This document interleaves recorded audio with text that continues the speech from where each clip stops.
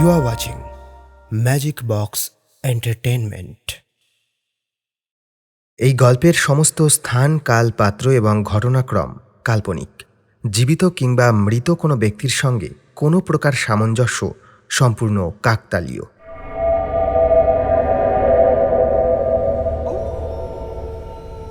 বিষ্ণুদার প্রতি আপনাদের প্রাণ ভরা ভালোবাসায় টিম ম্যাজিক বক্স এন্টারটেনমেন্ট আপ্লুত।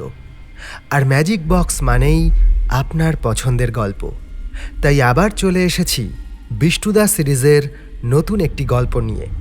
সেই নস্টালজিক ভৌতিক আড্ডার আমেজ আপনাদের কাছে পৌঁছে দিতে আমাদের এবারের নিবেদন সৌমেন মজুমদারের কলমে বিষ্ণুদার ভূতের গল্প সিরিজের 40তম গল্প ভুতুড়ে ভুলভুলাইয়া।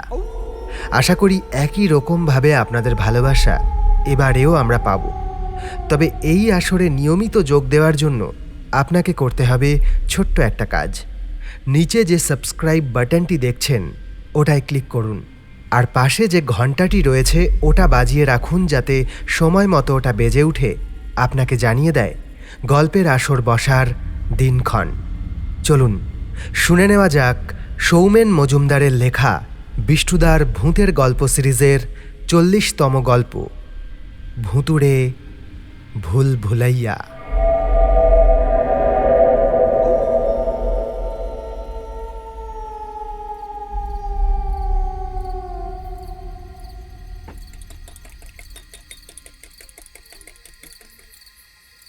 এই ঘটনা বছর কয়েক আগের। বিশেষ কাজের সূত্রে করালিপুর নামক একটি গ্রামে পৌঁছেছিলাম। প্রত্যাশিতভাবেই ওখানে কোনো হোটেল জাতীয় কিছু ছিল না।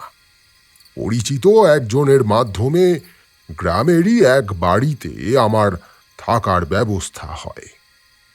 দিন 10 থাকতে হবে ওখানে। খাওয়া দাওয়া থাকা সব মিলিয়ে বাড়ির মালিককে আমায় মাত্র 1000 টাকা দিতে হয়েছিল। সাধারণত এমন অবস্থায় মানুষ সুযোগের সদ্ব্যবহার করে। আমার মনেও সেই আশঙ্কাই ছিল। যখন ওখানে পৌঁছে সরাসরি কথা বললাম বাড়ির মালিকের সঙ্গে, তখন মাথায় ঘুরছিল ভদ্রলোক নিশ্চয়ই অন্যায্য দর হাঁকবেন। কিন্তু বাস্তবে যখন সমস্ত কথা হওয়ার পর 1000 টাকা চাইলেন, তখন আমি রীতিমতো অবাক হলাম। আমি ভদ্রলোককে বলেছিলাম অন্তত আরও 500 টাকা নিতে, কিন্তু কোনোভাবেই ভদ্রলোক রাজি হয়নি। দক্ষিণা সামান্য হলেও আয়োজনে কোনো ত্রুটি ছিল না। ভদ্রলোক এবং তার স্ত্রী আমায় আপন আত্মীয়ের মতো যত্ন করেছিলেন। যাই হোক, 10 দিন সময় নিয়ে এসেছিলাম ঠিকই, কিন্তু 6 দিনের মধ্যেই সব কাজ মিটে গেল। তখনই ওখান থেকে ফিরে আসতে পারতাম, কোনো বাধা ছিল না। কিন্তু এই কদিনে গ্রামের পরিবেশ আমায় বড় মোহিত করেছিল। হাতে যখন আরও 4টে দিন রয়েছে, তখন থেকে যেতে আপত্তি কিসের? অতএব রয়ে গেলাম।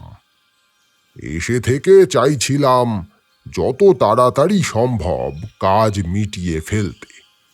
তাই যাতায়াতের পথে গ্রামের সৌন্দর্য চোখে পড়েছিল ঠিকই, কিন্তু সামান্য সময় ব্যয়ে সেই সৌন্দর্যের আস্বাদ গ্রহণ করার সুযোগ হয়নি।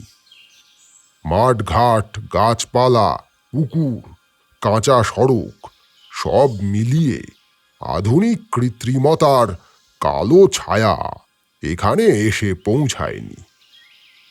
ইটের বাড়ি 2-1টা আছে বটে, তবে তা নিতান্তই হাতে গোনা।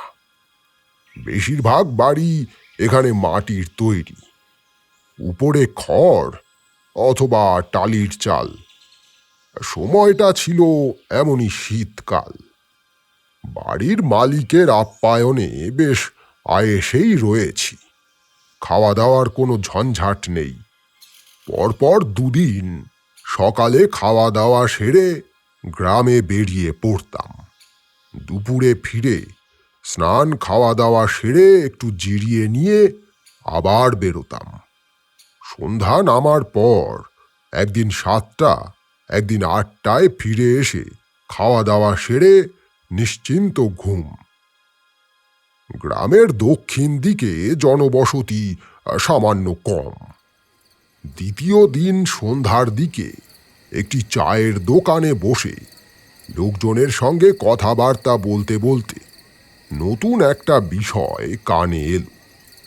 গ্রামের মাঝ বরাবর যে চওড়া সড়ক সোজা চলে গেছে, ওটা ধরে দক্ষিণ দিকে প্রায় 3 কিলোমিটার গেলে একটা পুরনো জমিদার বাড়ি পড়ে। গ্রামের লোকের ধারণা বাড়িটি অভিশপ্ত। করালিপুরের ওই বাড়িতে নাকি কোনো করাল বিভীষিকা অভিশপ্ত ছায়ার মতো অপেক্ষমান। ওই বাড়িটিকে দিনের বেলায় দেখলেই নাকি গা ছমছম করে, আর রাতে ওই বাড়ির আশেপাশে যাওয়ার দুঃসাহস কেউ করে না। বলা বাহুল্য, এমন রহস্যময় অলৌকিক কথাবার্তা শুনে আমার মনে সেই জায়গাটাকে চাক্ষুষ করার বাসনা তীব্র হয়ে উঠল। আমি খুঁটিয়ে খুঁটিয়ে বিভিন্ন প্রশ্ন করে আরও কিছু তথ্য জানার চেষ্টা করছিলাম। যেটুকু জানা গেল, ওই জমিদার বাড়ির মালিক ছিলেন যে জমিদার, সে খুবই অত্যাচারী এবং নির্দয় ছিলেন। হেন কোনো বদগুণ নেই যা তার ছিল না। হঠাৎ একদিন সেই জমিদারের খঞ্জরবিদ্ধ মৃতদেহ জমিদার বাড়ির একটি কামরা থেকে উদ্ধার হয়। তারপরে এমন কিছু ঘটেছিল যার ফলে পরিবারের বাকিরাও ওই বাড়ি থেকে অন্যত্র চলে গিয়ে আত্মরক্ষা করে। তারপর থেকে আর কেউ সে বাড়িতে বাস করার সাহস দেখায়নি। এছাড়া আর কিছুই জানা গেল না। অতঃপর সেই চায়ের দোকানের আসর ছেড়ে পৌঁছালাম গ্রামের বাজারে। সেখান থেকে রসনাকে তৃপ্ত করার অভিপ্রায়ে একখানা কচি হাঁস কিনে ফিরে এলাম। বাড়ির মালিকের স্ত্রীকে সেখানা ধরিয়ে বললাম বেশ আয়েশ করে রান্না করতে, সবাই মিলে খাবো। অতিরিক্ত টাকা নিতে রাজি হয়নি, তাই আমি প্রথমেই সিদ্ধান্ত নিয়েছিলাম মাঝে মধ্যে বাজারঘাট করে দেব। এর আগেও 2 দিন সকালে বাজার করে এনেছিলাম। মাঝে আর মাত্র একটা দিন আছে, তারপরেই বাড়ি ফেরার পালা। ভদ্রমহিলা এসব বিষয়ে বেশ পটু। কিছুক্ষণের মধ্যেই সেটার পালক ছাড়িয়ে কেটে কুটে জোগাড় করে ফেললেন। কাঠের আগুনে যখন রান্না চলছে, তখন মাংসের উপাদেয় গন্ধ নাকে এসে লাগলো। এই কদিন তো খাওয়া দাওয়া করেছি, সেই অভিজ্ঞতা থেকেই বলতে পারি ভদ্রমহিলার রান্নার হাত খুব ভালো। যথারীতি সে রাতে সবাই মিলে সেই হাঁসের মাংস সহযোগে খাওয়া দাওয়া সম্পন্ন হল। এমনিতেই গুরুপাক, তার উপরে মাথায় ঘুরছে অন্য একটা বদ খেয়াল, তাই সে রাতে সহজে ঘুম এলো না। চোখ বন্ধ করলেই চায়ের দোকানের সেই আলোচনা আমি শুনতে পাচ্ছিলাম, আর আমার মনের বাসনা আমায় বারবার ডাকছিল সেই জমিদারের পরিত্যক্ত বাড়িতে যাওয়ার জন্য। অবশেষে যে সময়ে আমি ঘুমিয়ে পড়লাম, তার কিছুক্ষণ আগে সে রাতেই মনে মনে সিদ্ধান্ত নিলাম আগামীকালই এই অভিযান সেরে ফেলব। হাতে সময় বিশেষ নেই। পরশুদিন রওনা হওয়ার আগে যদি এই রহস্য চাক্ষুষ না করি, তবে মনে আফসোস থেকে যাবে। যে ঘুম এতক্ষণ অধরা ছিল, সিদ্ধান্ত নেওয়ার পর কিছুক্ষণের মধ্যেই শীতল রাত্রির উষ্ণ কম্বলের মতো তা আমায় জড়িয়ে ধরল।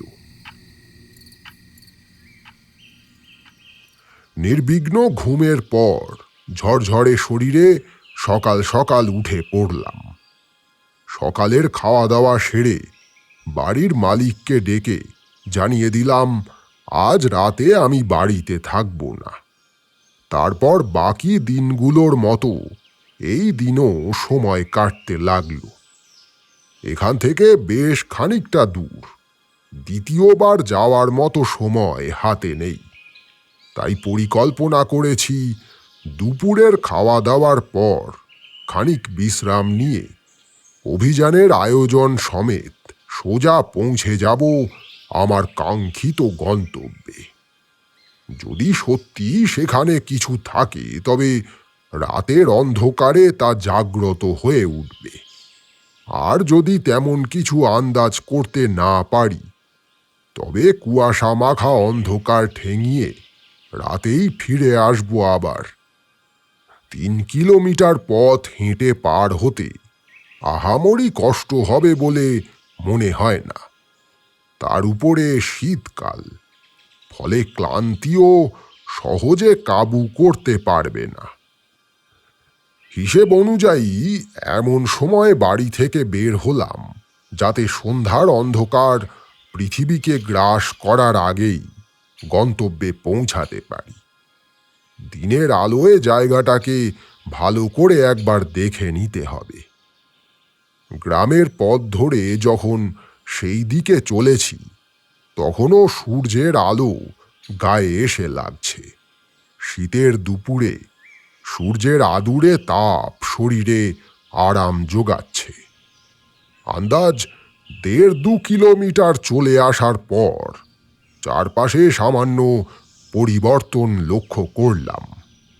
গ্রামগঞ্জে এমনিতেই বাড়িঘর কম, এদিকে যেন তা একেবারে নিঃশেষ হয়ে গেছে। চারপাশে মাঠঘাট, এদিকে ওদিকে ছড়িয়ে ছিটিয়ে গাছপালা, গাছের ডালে পাখিদের কলরব, শীতের মেঘহীন আকাশে পাখিদের আনাগোনা। এসব মনে প্রফুল্ল ও নিস্তরঙ্গ ভাব জাগিয়ে তুললেও এখানে যেন মানুষের উপস্থিতিহীন বন্য আদিম নিঃসঙ্গতার সংকেত দিচ্ছে। আরও কিছুক্ষণ পথ চলার পর আশেপাশে গাছপালার ঘনত্ব বৃদ্ধি পেল। ততক্ষণে সূর্যের উজ্জ্বল আলো লোপ পেয়েছে। পশ্চিমের দিগন্তে গাছপালার উপরে রক্তাভ থালার মতো গোল সূর্যের শেষ উপস্থিতি সন্ধ্যার আগমনী বয়ে আনছে। সব মিলিয়ে যতখানি পথ আমি হেঁটে এসেছি তা কমপক্ষে 3.5 কিলোমিটারের বেশি হবে। অবশ্য এই অভিজ্ঞতা আমার রয়েছে। গ্রামে গঞ্জে লোকজন দূরত্বকে কোনো অজ্ঞাত কারণে একটু কম হিসেব করে। এতক্ষণ আশেপাশে যে পাখির ডাক কানে ভেসে আসছিল তাও একেবারে নিশ্চুপ হয়ে আমার নিঃসঙ্গতাকে প্রবল করে তুলেছে।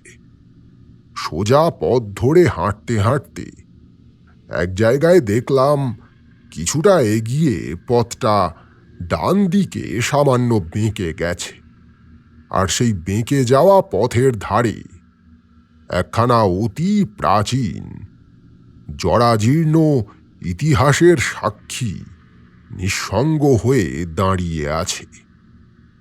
কোনো সন্দেহ নেই ওটাই আমার গন্তব্য।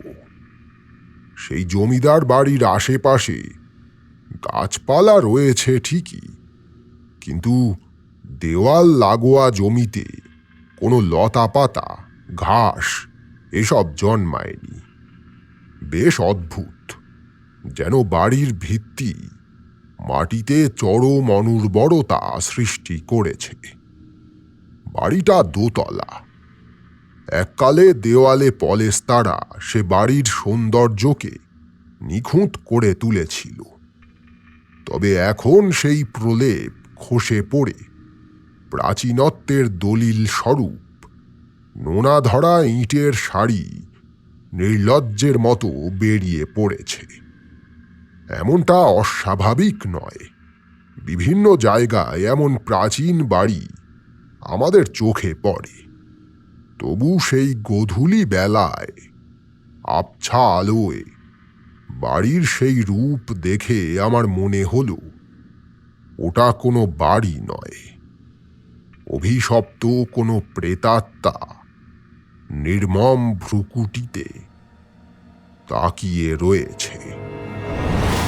আমার শরীর জুড়ে একটা শীতল শিহরণ বয়ে গেল। রাস্তা থেকে 18-20 হাত দূরে সদর দরজা চোখে পড়ল। সামান্য লতা পাতা ঘাসের চাদর পার করে পৌঁছালাম সদর দরজায়।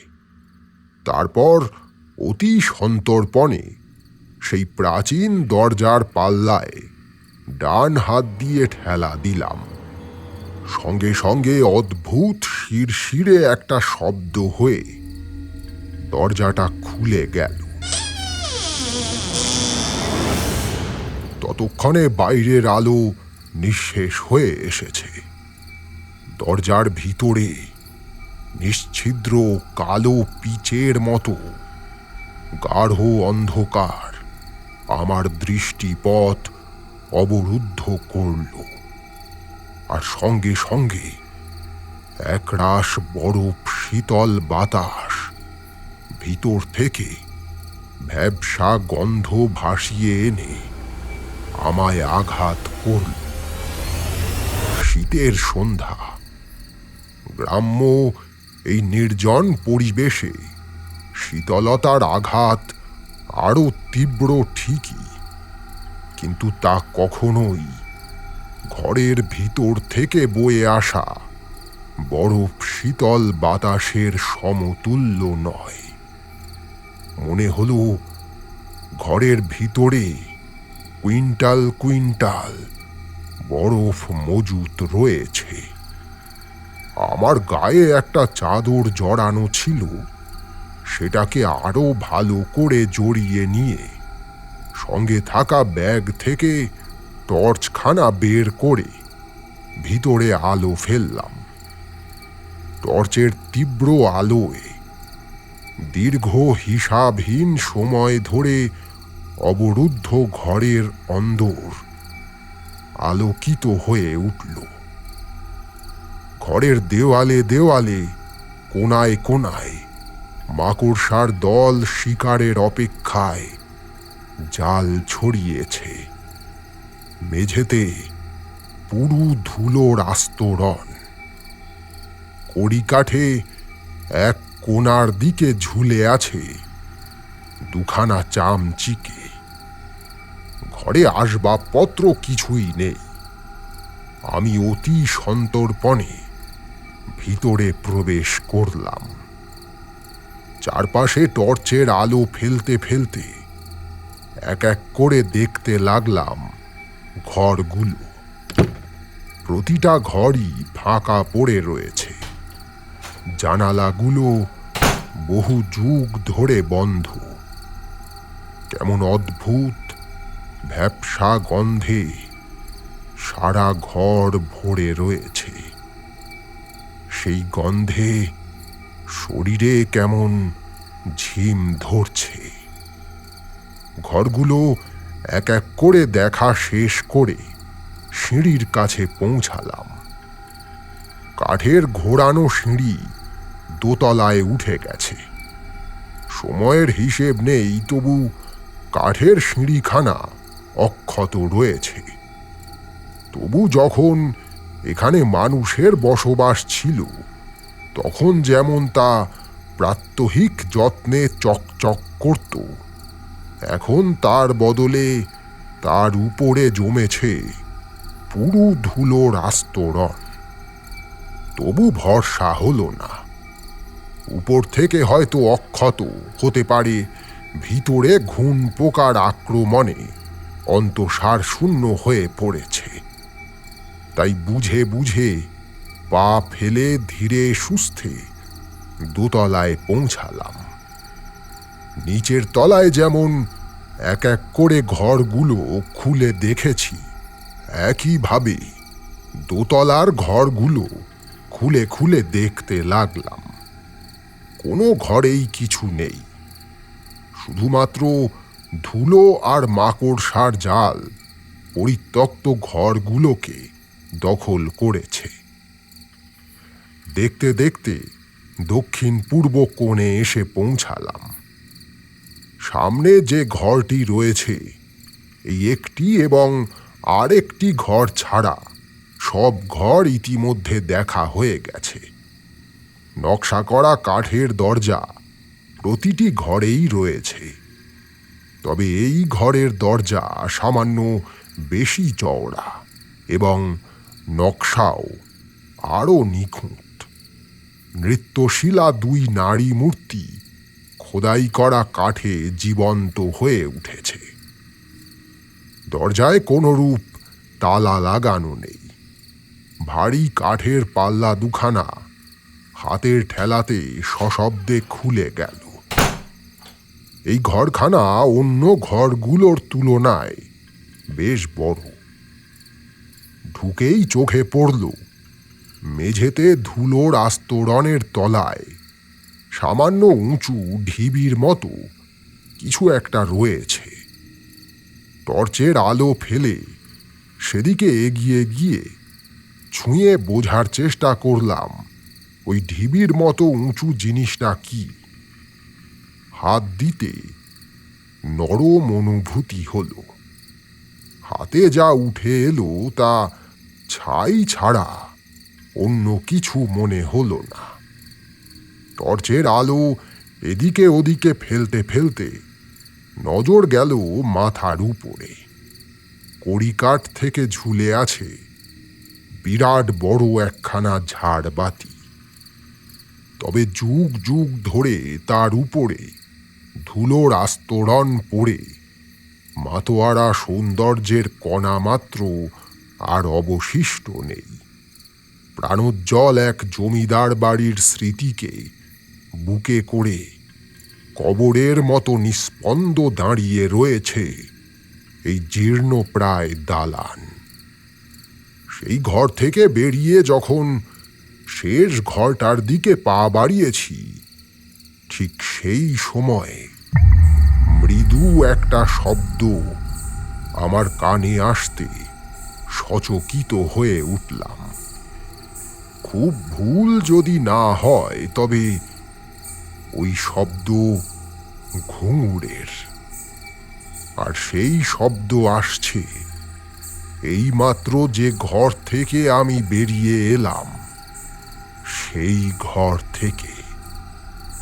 মুহূর্তখানেক পাথরের মূর্তির মতো স্তব্ধ হয়ে থাকার পর দ্রুত পায়ে ফিরে গিয়ে আবার ঢুকলাম সেই ঘরে।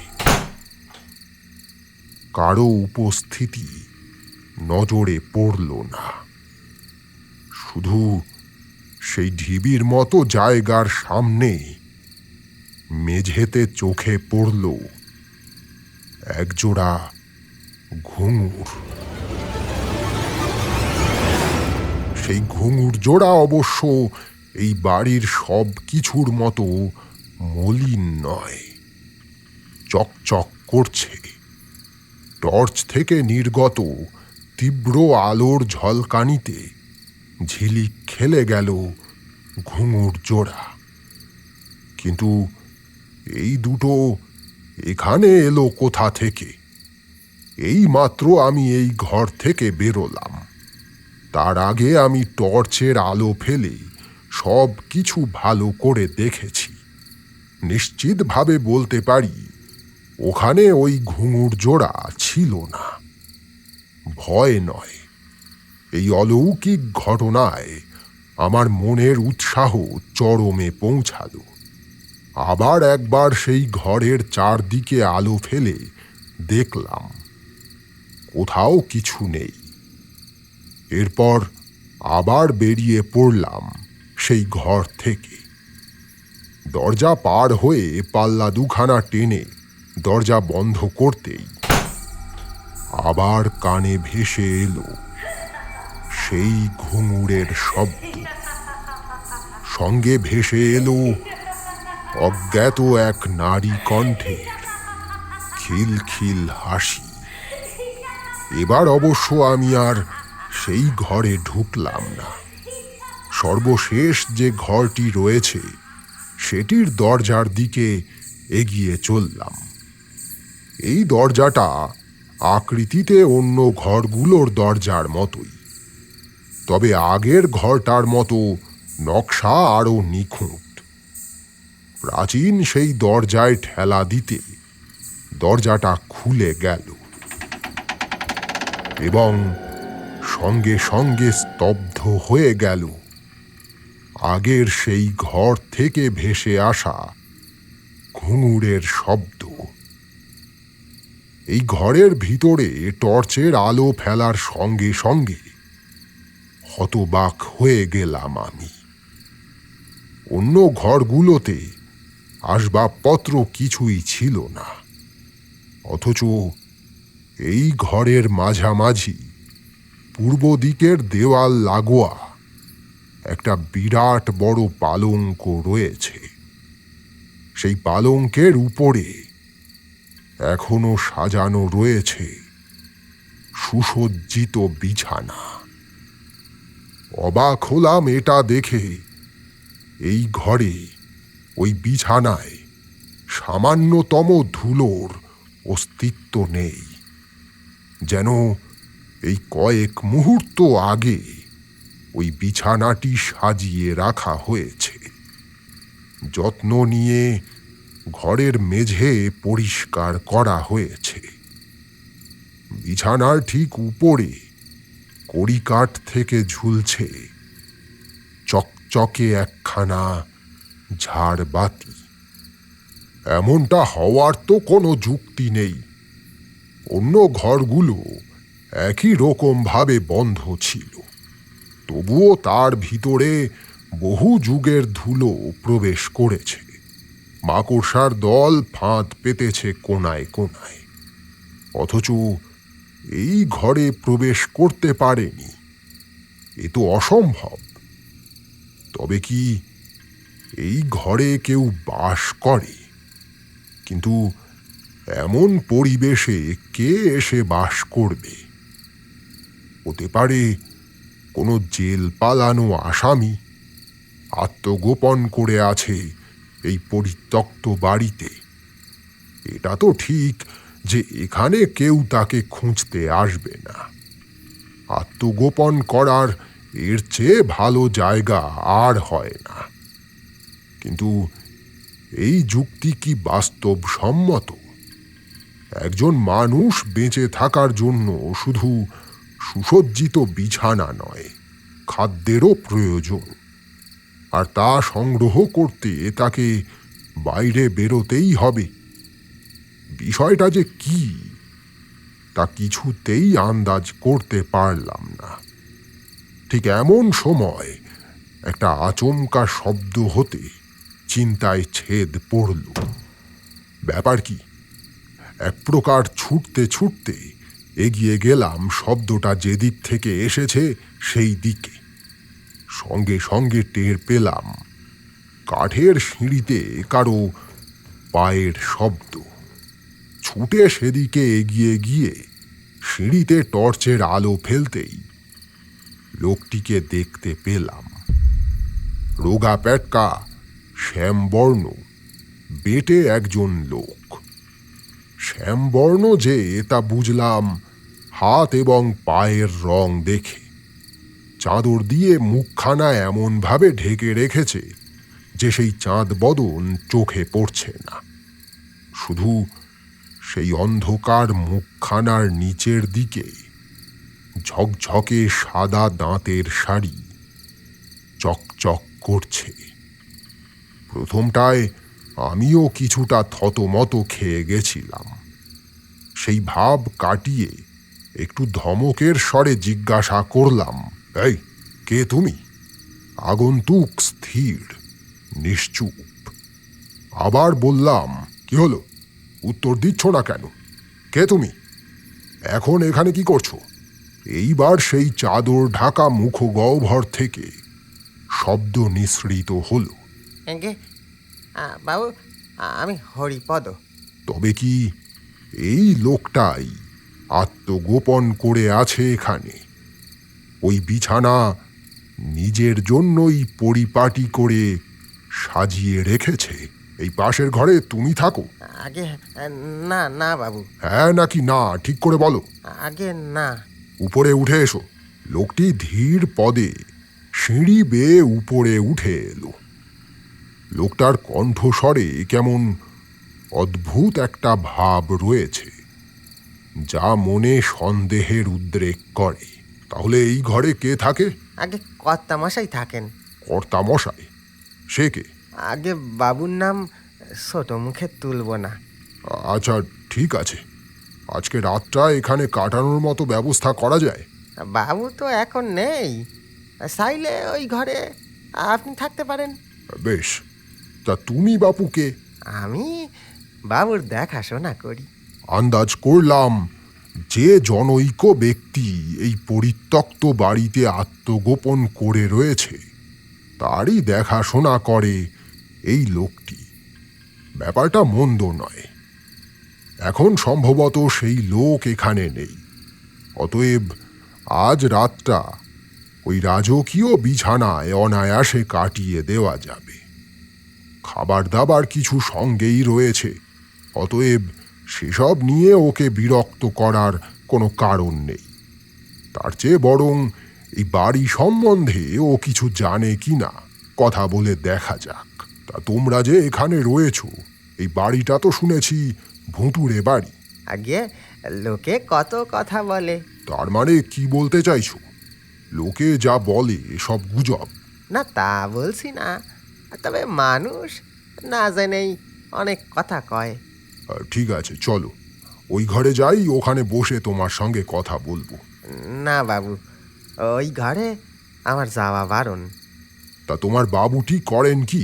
বাবু তো কিছু করেন না, তিনি আবার কি করবেন? হ্যাঁ, কাজ করে ভাত জোটাতে হয় আমাদের মতো গরিব গুঁড়োদের। কিছু করেন না? তা তোমার বাবুটি চোর ডাকাত নয় তো? জিভ কেটে মাথা নেড়ে লোকটি তীব্রভাবে এ কথার প্রতিবাদ জানালো। এমন সুন্দর একখানা বিছানা থাকতে এখানে দাঁড়িয়ে অন্ধকারে টর্চ জেলে কথা বলতে ভালো লাগছিল না। বললাম, তুমি কোন ঘরে থাকো? আঙুল নির্দেশ করে যে ঘর থেকে ঘুঙুরের শব্দ পেয়েছি সেই ঘরের দিকে দেখালো লোকটি। আচ্ছা ঠিক আছে, আমি ওই ঘরে গেলাম, যদি কোনো প্রয়োজন হয় তো ডাকবো। একটু এসো। আমি মনে মনে একরকম ধরেই নিয়েছিলাম এই অদ্ভুত দর্শন পরিচারক এবং তার বাবু অন্যায়ভাবে এই বাড়ি দখল করে বসবাস করছে। তাই আলাদা করে অনুরোধ কিংবা কোনো রকম বিনয় দেখাবার প্রয়োজন বোধ করিনি। অতঃপর সেই ঘরে ঢুকে সুসজ্জিত বিছানায় টান টান হয়ে গা এলিয়ে দিলাম। ঘড়িতে সময় দেখলাম রাত 8টা বাজে।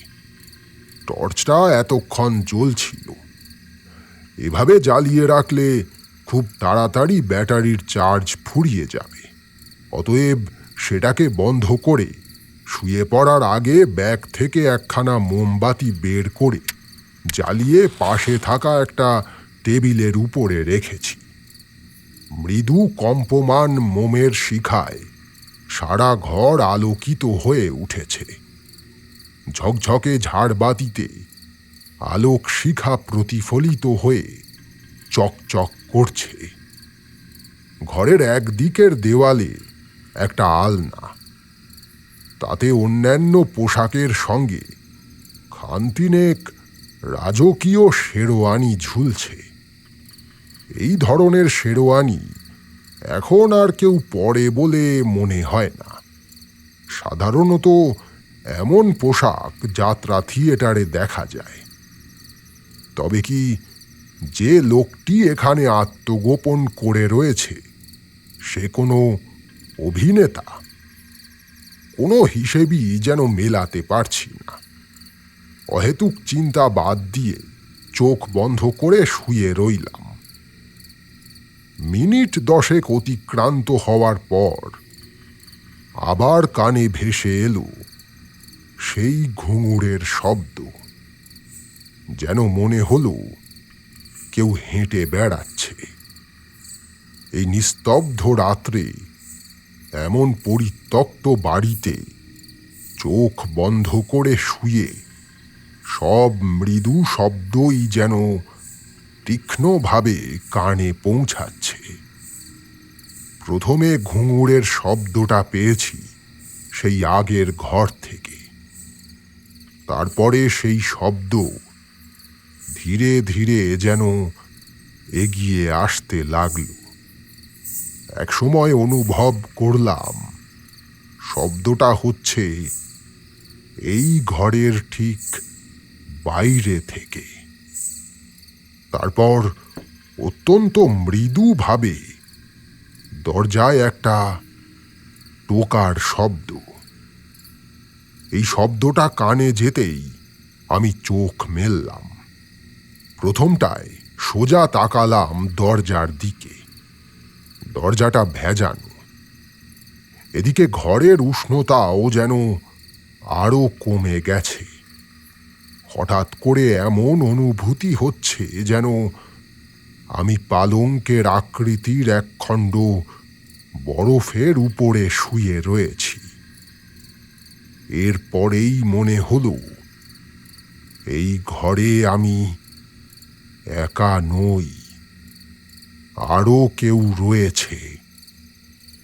দরজাটা যেদিকে তার উল্টো দিক থেকে একটা খচমচ শব্দ কানে যেতে আমার দৃষ্টি চলে গেল সেই দিকে। সেই আলনার দিকে চোখ পড়তে আমার সারা শরীরে হিম শীতল স্রোত বয়ে গেল। আলনায় ঝোলানো একটা শেরওয়ানি শূন্যে ভাসছে। যেন মনে হচ্ছে সেটা কেউ গায়ে দিয়েছে, অথচ যে গায়ে দিয়েছে সে অদৃশ্য। একে ঘরের সেই তীব্র শীতল ভাব, তার উপরে এমন দৃশ্য দেখে আমি যেন বরফ খণ্ডের মতো জমাট বেঁধে গেলাম। আমার গলা মনে হলো শুকিয়ে কাঠ হয়ে গেছে। কোনো শব্দ বের হলো না। শেরওয়ানি পরিহিত সেই অদৃশ্য মূর্তি এবার এগোতে লাগল। শান্ত পদক্ষেপে এগিয়ে গেল দরজার দিকে। পরক্ষণে শেরওয়ানির একটা হাতা হাতের মতো উঠে দরজার দিকে এগোতে খুলে গেল দরজা। সেই খোলা দরজা থেকে বাইরের অন্ধকারে বেরিয়ে গেল শেরওয়ানি পরিহিত অদৃশ্য মূর্তি। সে মূর্তি ঘর থেকে বেরিয়ে যাওয়ার পরই মনে হলো ঘরের উষ্ণতা আবার স্বাভাবিক হয়েছে। অমন তীব্র ঠান্ডার তুলনায় এই স্বাভাবিক শীতলতা আমার কাছে সেই মুহূর্তে উষ্ণ বলে মনে হলো। শরীরে যে অসাড় ভাব তৈরি হয়েছিল তা আবার পূর্বের অবস্থায় ফিরে এলো। উঠে পড়লাম বিছানা ছেড়ে। আমার সমস্ত ইন্দ্রিয় অস্বাভাবিক রকম সজাগ হয়ে উঠেছে। আমি সন্তর্পণে সেই খোলা দরজা থেকে বাইরে এসে দাঁড়ালাম। হাতে টর্চখানা নিয়েছি, তবে সেটা বন্ধ। ঘরের মোমবাতির আলো দরজার গহ্বর থেকে বাইরে এসে পড়েছে। তাতে মোটামুটি কিছুটা অংশ দেখা যাচ্ছে। বাইরে এসে দাঁড়াতে আরও একটা বিষয় তৎক্ষণাৎ চোখে পড়ল। যে ঘর থেকে ঘুঙুরের শব্দ আমার কানে এসেছিল, সেই ঘরের দরজার ফাঁক দিয়ে আলো এসে বাইরে পড়েছে। ওই ঘরে তো সেই পরিচারকের থাকার কথা। বলা বাহুল্য, সেই সময় আমার কৌতূহল দুর্দম্য হয়ে উঠেছে। অতি সন্তর্পণে আমি এগিয়ে গেলাম সেই ঘরের দিকে। ইতিমধ্যে আমার কানে এসে পৌঁছেছে ঘুঙুরের ঝমঝম শব্দ, যেন কেউ নাচছে। শব্দের উৎসস্থল অর্থাৎ সেই ঘরের একখানা দরজার পাল্লা খোলা। প্রথমে সেই খোলা পাল্লার সামনে দাঁড়ালাম। ভিতরের দৃশ্য নজরে পড়তেই ভয়ানক বিস্ময়ে আমি স্তম্ভিত হয়ে গেলাম। এই কিছুক্ষণ আগে যে ঘর ছিল পুরু ধুলোর আস্তরণে জর্জরিত, সেই ঘর এখন পরিপাটি, ঝকঝক করছে। কাঁচে মোড়ানো মোমবাতির আলোয় উজ্জ্বল হয়ে উঠেছে ঘরের প্রতিটি কোণা। আমি মুগ্ধতার অভিব্যক্তিতে দরজা পার করে ভিতরে ঢুকে পড়লাম।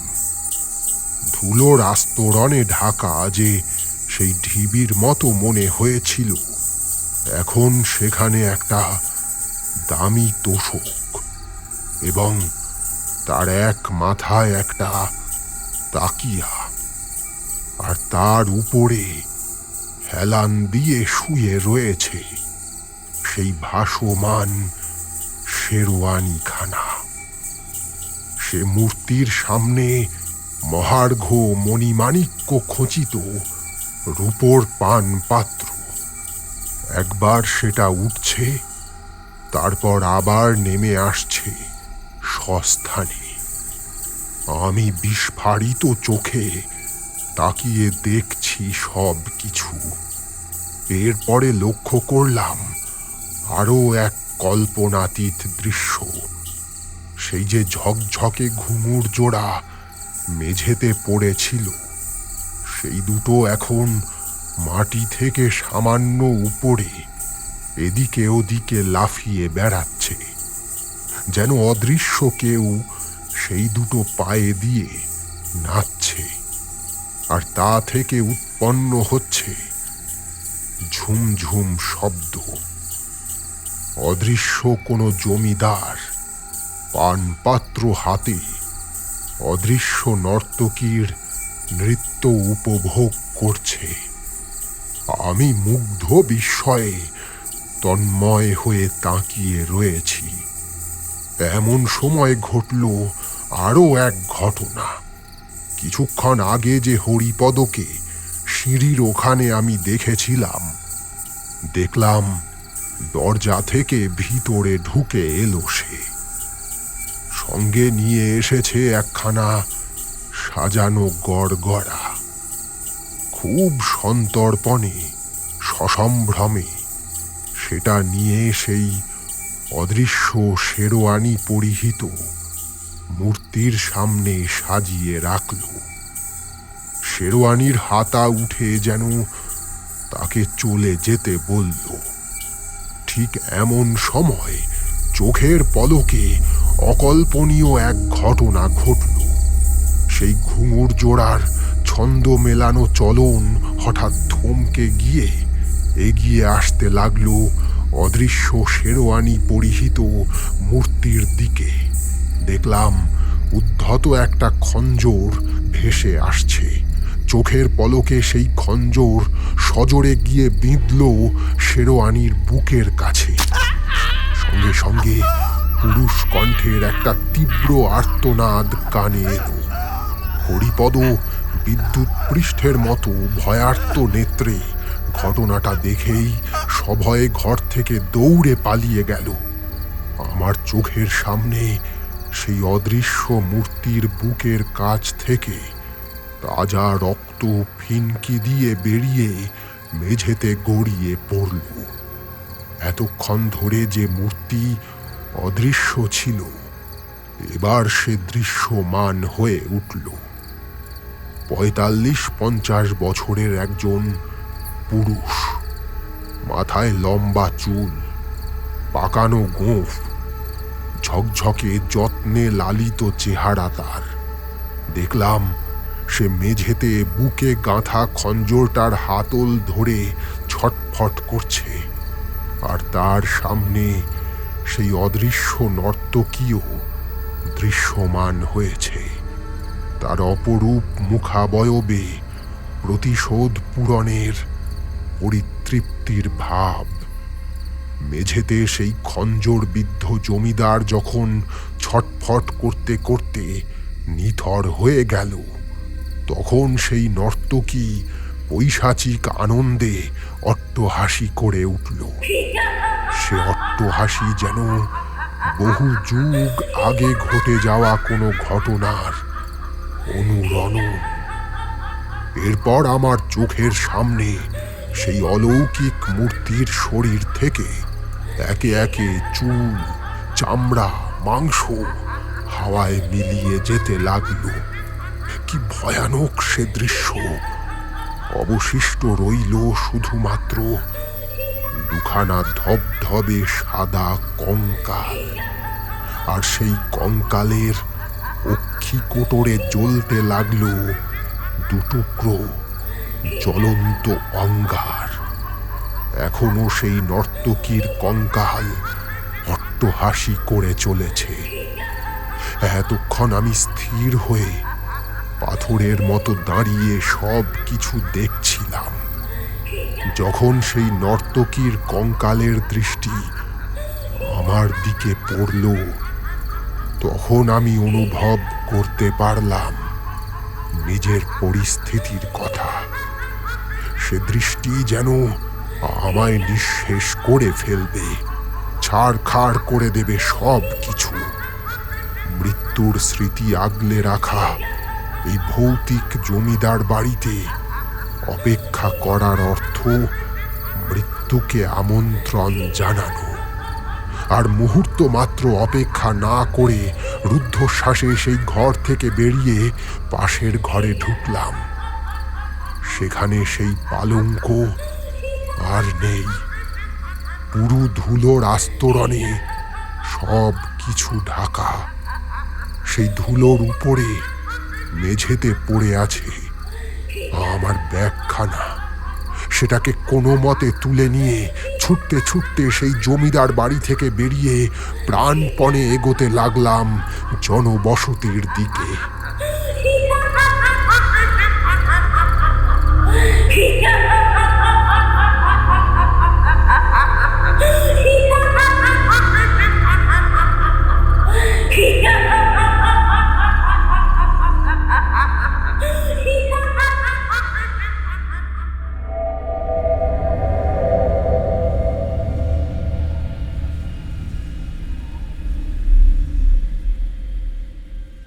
শুনছিলেন সৌমেন মজুমদারের লেখা বিষ্ণুদার ভূতের গল্প সিরিজের ৪০তম গল্প ভুতুড়ে ভুল ভুলাইয়া।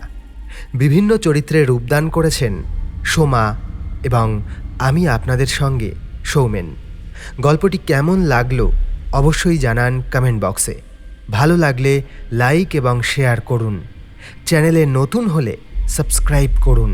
কোনো গল্পের আপডেট যাতে মিস না হয় সেজন্য বেল আইকনটি ক্লিক করে রাখতে ভুলবেন না।